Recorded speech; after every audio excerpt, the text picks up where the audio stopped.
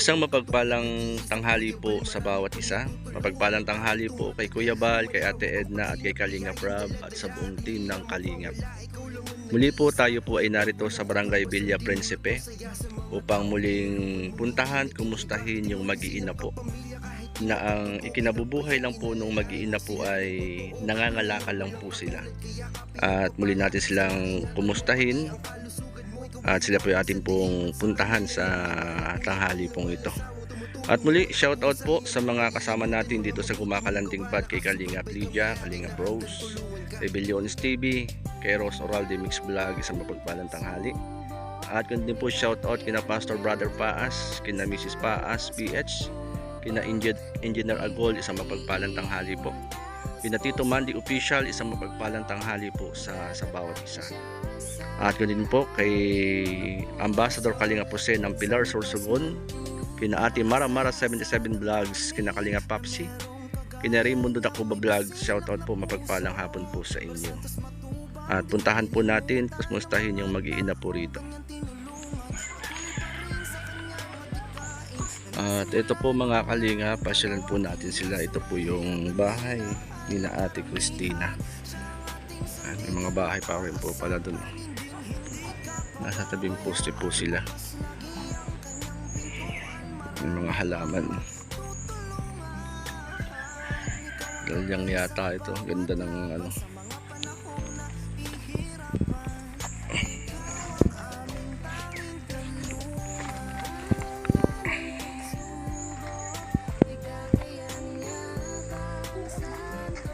Yan, magandang tanghali, Ate Tina. Tutuloy na rin po. Okay naman po. Kumusta, May? May tuloy. Tina, kumusta ka na? Ito po, talagang Ano ang ganito pa rin ang buhay nga, mahirap. ano ang buhay-buhay natin ngayon? Pag ano po, nag-extra na lang din po ako sa, pag may nagpapagamas, yun na lang po. Pangangalakal po. Hindi na po ako masyado nangangalakal po, gawa po nang wala po akong kasama. Maghapon na po sila sa school. Ay siyang, pasa na kayo mga bata pag may pasok po? Nagbabaon po sila. Nagbabaon na ho? Opo. Nagbabaon pala. Di ang uwi na nilang mga bata ay hapon na. Opo, mga alas 4 po. Ay buti si May ay kaya niya. Opo, kasi na rin naman po si May, grade 1 na rin po. Ay maghapon na rin po ang kanilang pasok. Maghapon na rin. Si May. At wala nga si May Nasa galaan. Nasa galaan si May. Ano po ang inyong ngayon? Pinagkakaabalahan ngayon dito sa inyong bahay? Nung minsan po, nag-uuling-uling po ako. Kaya lang sa ngayon po, wala na po akong makuha ang ulingin. Anong inuuling niyo? Kahoy po. Kahoy. Medyo mahal ang uling ngayon Sa bayan, mahal. Opo. Nag-uuling-uling man po ako pag marami. Yung malalaki, binibinta ko. Binibenta lang ho ninyo. Yung maliliit, di panggatong. Pang sarili lang ho. Kala ko, kasi tinaon ko ho ngayon na pumunta rito na Sabado para sabi ko para andito nga kayo. Kasi nasa isip ko, itong sana, Miyerkules, saka kahapon, Biyernes ay pasyal nga po sana sa inyo. Kumusta naman ate yung pang araw-araw yung pangangailangan dito? Minsan naman po kami po nakakaraos. Kaya lang talaga pang hindi po sapat. Gawa po nung ang inaano ko po yung pambaon po nilang pang araw-araw. Hindi naman po pwedeng magbaon lang sila ng kanin lang. Kailangan lagi din pong may pera. Paano ho yung pasa kayo kumukuha ng ng pambaon ng mga bata? Minsan po nangihiram po ako dun sa kamag-anak po ng asawa ko. Pag minsan wala rin namang mahihiram, tiis po sila walang baon. Gleisa, anong baon mo pag mapasok? Ang iniisip mo Tinapay po. Tinapay. Tapos nung ka na nagtatanghalian, hinihintay mo na si May, magkasama kayo. Sabay kayo nagtatanghalian sa school. Medyo malayo-layo nga lang school dito Opo, Villa Perez. Villa Perez, medyo sakripisyo. Kumbaga ay hindi biro yung ate yung pagiging single parent ninyo. Yun nga po ay. Hindi naman kayo ano, kung magtatrabaho kayo sa bayan, ay yung time naman ninyo. Yung oras ninyo. Ngayon na si May. Yan si May. Kumusta yung pag-aaral mo, Liza? Okay naman po. Yun, bibitita ikaw. Okay ba yung pag-aaral mo? Galit na ambon! Anong oras ka pumapasok? Ano po, alas 6. Alas 6. Buti nagigising ka ng maaga. Grabe. May! Parito ka, May. Kumusta? Hoy! Ang dami ng puwitan! Ay, naglas si May. Mabihis ka lang. Kumusta ang pag-aaral mo, ano, Liza? Hoy! Okay naman po. Di ngayon, Sabado. Doon ka kanina, ano? Ito po si Glyza. May, kumusta, May? May? Hoy!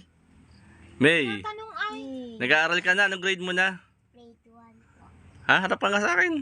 Grade 1 po. Grade 1 ka na? Sinong teacher mo? Teacher Elaine po. May gamit ka na? Opo. Oh, marami ka ng gamit.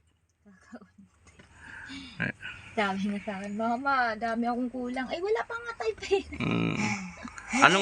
May kulang ka pa sa notebook? Ano ba ang notebook ni Mayho? Malapad. Yung malalapad ang kanyang notebook. Malalapad. Ikaw ano, Glyza, ang notebook mo ay maliliit? Sa ano ngayon, ang notebook biglang mahal. Ano? Mahal nga po. Mahal ang notebook. Yung maliit, dati kung magkano lang. Tapos ngayon, mali kay ano. Kumusta ang pagsusulat? Marunong ka na magsulat, May? Hoy. Si May, nahihiya. Wala mahiya. Yan, Ate Tina, napapasyal nga uli para kumustahin po kayong mag-iina, no? At ilang linggo na ba kung di nakakapunta rito? Last punta po ninyo po dito June po eh. June ba? Opo. Hindi June. August, nagpunta ko din ng August. Punta po ba? Parang di ko na. Parang bago magpasukan, ano, Glyza, ano, bago magpasukan. Tito, Mama. Kaya nalaman ko na nangailangan ng gamit tong dalawang bata. Ay, kumusta naman po? Saan kayo nakakuha ng panggamit ng mga bata? Ano po, nung minsan po nung ako po nangalakal, nung marami-rami, naibinta ko po, di naibili ko po sila utay-utay ng gamit. Nangalakal din po kayo. Isa ngayon na nga lang po, hindi muna. Nag-aabyan po ako sa kanila. Tapos naghihirap na rin po kami dito sa tubig. Bakit to? Naiigahan na po yung mga hukay po dito. Sa sobrang init ng panahon, ano? Sa sobrang init ng panahon. Ano, Glyza? May yung notebook ka na? Kulang pa. Yan, merong Ate Tina, may nagpapabigay ng notebook do sa mga bata. Yung kaibigan ko po. Yan. Alin nga ba? Kasi naghahanap ako ng mga notebook. Napapunta ako ng ng Nobo. Nakabili agad ako doon sa Nobo ng notebook na maliliit. Ate Glyza, oh. May nabibigay sa iyo, may nagpapabigay yan. Sige, buksan mo na lang, Ate Glyza. Sige, open mo para makita nung nagbigay. Okay lang ba yan? Kumbaga ay kahit simple lang yung notebook ay masusulatan. Yan. Okay lang ba yan? Basta may masusulatan, ano?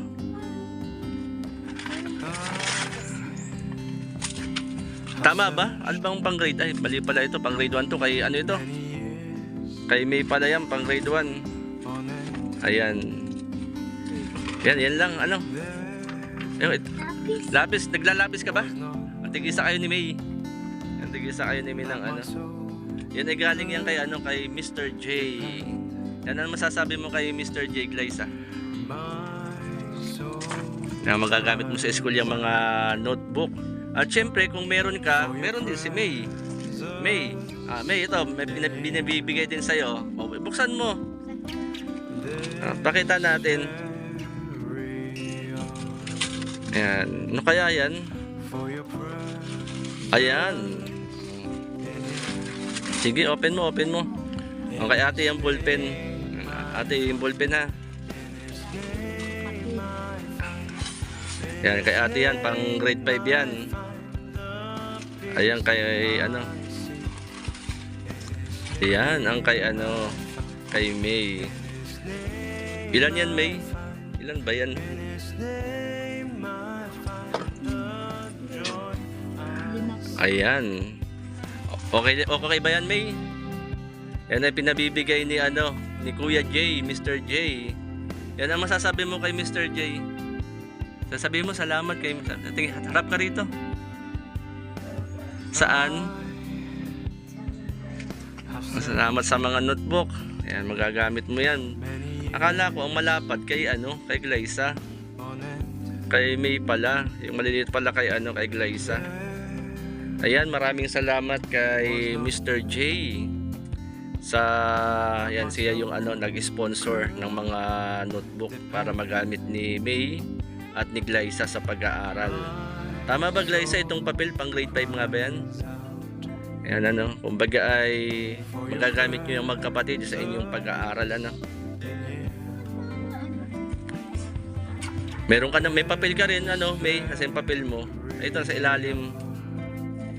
Ayan. Ayan, kumbaga, Ate Tina, yung mga gamit niya ng mga bata, makaminus ka rin sa gastos. Yan po ay galing po sa kasamahan po namin na vlogger din po si Mr. J po, Ate Tina. Yan si Brother Joseph. Siya po yung ginamit ni Lord na instrumento sa mga notebook pong yan. Ayun, medyo mabigat ang Aba, madadagdagan na ang gamit, lalong bibigat. Kaya mo? Lalagay ko na dito. May, Ha? pangalanan mo, May, ha? Yung mga notebook mo. Pang grade 1 din yan. Pang grade 1. Grade 1 ka nga ba, May? Ayan, pang grade 1. Nasaan yung lagay mo na Anong ilang subject ka? 10. Pero may mga notebook ka na.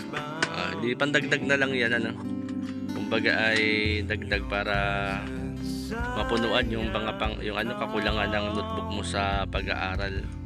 Basta Glyza, mag-aral kang mabuti, habang nandiyan si mama mo, yun, habang pinag-aaral, di mag-aral na mabuti, At kapag walang pasok, ay tulong-tulong din kay mama niyo, Nang sa ganun ay ganda naman ang lagay ng lapis ni May. Ang dami palang lapis, pengi ang isa. Ate, ito nagpapabigay din nga pala ng pangsaing ninyo. Sorry. Yan naman ay yung bigas ay galing naman kay Tita Inday PB. Yan, kumbaga ay maka-minus gastos ninyo mag-iina, Saan kami? Ang galing din kay Tita Inday PB po yan. Kumbaga ay ilang araw din yun yung pangsaing. Ulam na lamang ang poproblemahin ni May. Hindi naman yata sa ulam si May, Minsan po ay pag ako pinagugulay ng gabi, dito sila nangangain. Pero nakain naman ng gulay, ibang gulay. Maganda, kumakain din ng ibang gulay mga bata.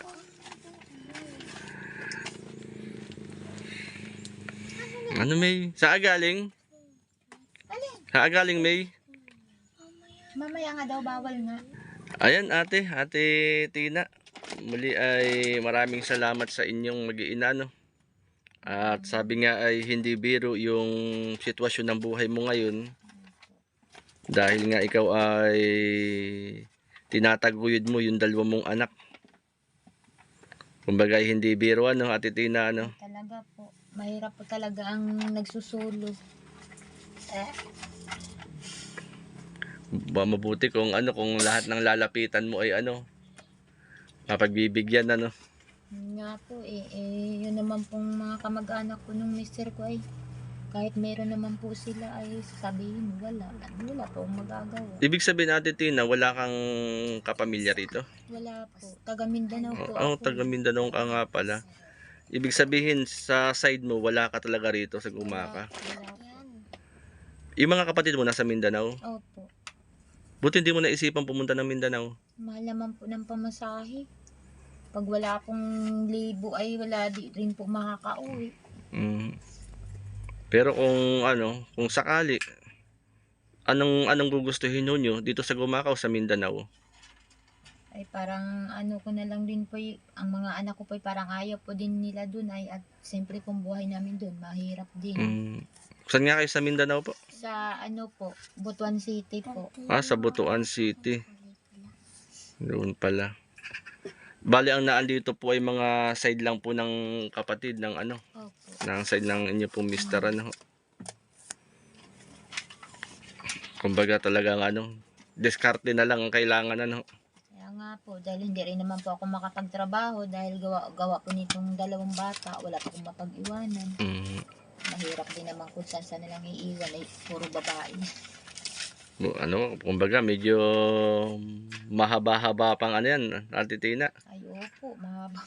Kasi grade 1, grade 5. Nabuti na lamang meron ditong ano, public school ano, Sa Villa Perez Villa po. Perez.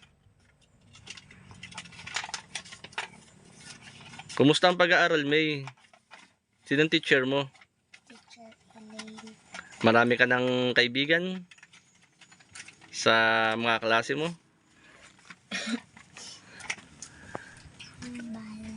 Ano? Ang kambal po. May kambal kang kaklase? Taga saan? Taga Villa Principe. Saan yun nakatira? Doon po yun, sa may malapit po sa farm ni Hillington. Kambal ho. Oh. Meron pala ano. Si Bea at si Bella. Bea at Bella. Sige po Ate Tina, at ako rin po itutuloy na rin po. At yan po ang isa sa pinasyal ko nga po dito, yung madala po yung gamit ng mga bata sa pag-aaral po nila. Para sa ganun ay hindi na ninyo isipin kung saan kayo kukuha ng pandagdag sa mga gamit ng mga bata ano po. Yan, salamat din kay kay Mr. J at kay Tita Inday PB sa bigas na kanya pong ipinapaabot po sa inyo. Marami pong salamat sa kahit papaano po nasusuportahan po kami. Ano? Ito. Ano? Sabi mo? Wag yat kay ate yan. Ano sa? Wag yat kay ate yan. Sige, pray muna tayo. Alexa, manalangin muna tayo.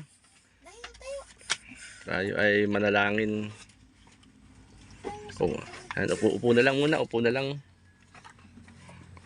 May, pray tayo. Huwag ka magtakip ng muka. Pray na tayo. Panginoon, marami pong salamat sa tanghaling ito, sa biyaya ng buhay at kalakasan. Ikaw po ang magpala kay Ate Tina, sa kanyang mga anak, kay May at kay Glyza. Lord, ikaw po ang magpala sa mga pangailangan nila sa bawat araw ng kanilang mga buhay. Ikaw, Lord, ang kumukup. Ang habag mo, Panginoon, ay patuloy po nilang maranasan. Salamat sa mga ginagamit mong instrumento, Panginoon, sa mga pangailangan ng pamilya ni Ate Tina. Marami pong salamat. Itong aming panalangin tiling in Jesus' name. Amen. Yan, Ate Tina, tanungin kita kung ano yung isang bagay na kung saan ay hinihiling mo sa Panginoon. Ano po, ang hinihiling ko po sa Panginoon ay bigyan po niya kami lagi ng malakas ang katawan, na hindi kami magkakadiferensyakit sa mga anak ko dahil mahirap po talaga ang buhay namin. Yan lang po ang inaano ko na sana po lagi po niya kaming ginagabayan. Talagang papalakihin ko na lang po yung mga dalawang anak ko at pag ako naman po, pag sila naman po malalaki na, pag kaya ko pa pong mamamasukan, Ang gawin ho ninyo ano. Yun nga lang, sa ngayon ay medyo parang alanganin ano. Opo, alanganin po talaga. Dahil sa mga bata. Maliliit pa po sila. Kasi kung papasok kayo sa bayan, maaga kayong aalis. Opo. Paano yung pagpasok nila, yung pag-aaral nila ano. Kaya ano po Ate Tina, tuloy lang po sa hamon po ng buhay ano ho. Na malalampasan din po ninyo yung inyong mga pinagdadaanan sa panahon pong ito. Basta tiwala lang sa Diyos, kapit lang sa Panginoon. Ano? Huwag kayong susuko. Kasi kapag sumuko kayo sa inyong pinagdadaanan, ang magbibigay ng kalakasan sa inyo para harapin ang mga pinagdadaanan ng mga bata. Ano po, Ate Tina, ano po. Kaya maraming salamat, Ate Tina, at ako'y tutuloy na rin po. Salamat din po sa inyo. Yan, salamat po. Ayan, ito po mga kalingap, magandang araw po sa bawat isa. At muli ay napasyalan po natin ang mag-iina ni Ate Tina, ni Glyza at ni May. Ito po yung mag-iina na kung saan ay ang kinabubuhay nila ay nangangalakal. Pero sabi nga ni Ate Tina ay bihira na siyang mangalakal sapagkat nag-aabyad siya sa kanyang mga anak. At kung mayroong pong nagpapaupa, paggagamas, ayun po yung kanyang ginagawa. At salamat po kay Mr. J na kung saan po ay naging sponsor po natin ng mga notebook ng mga bata sa pong pag-aaral. Sapagkat nag-aaral na yung mga bata, isang grade 1 at isang grade 5. At yung mga gamit nga nila ay kulang pa. At salamat kay Mr. J at yung mga bata ay nadagdagan yung mga notebooks po nila. Kaya maraming salamat ang Lord ang magpala kay Mr. J at syempre kay Tita Inday PB. Marami pong salamat sa bigas na atin pong naibigay din sa mag-iina ni na Ate Tina. Yan, maraming salamat ang Lord po ang magpala sa bawat isa. At maraming salamat din po kay Kuya Bal, kay Ate Edna at Kalinga Prab sapagkat kung wala ang Team Kalingap, kung wala po si Kuya Bal ay hindi natin magagawa ang ganito pong paglingap. Yan, kaya support po tayo sa napakagandang advocacy po ni Kuya Bal Santos Matubang. Marami pong salamat. Shoutout po kina Brother Paas, kina Tito Mandy Official, kina Engineer Agol sa magpagpalang araw po sa inyo. Yan, marami pong salamat mga Kalingap. At pasupport din po ang ating pong YouTube channel J Morello Vlogs po. Marami pong salamat. God bless Team Kalingap.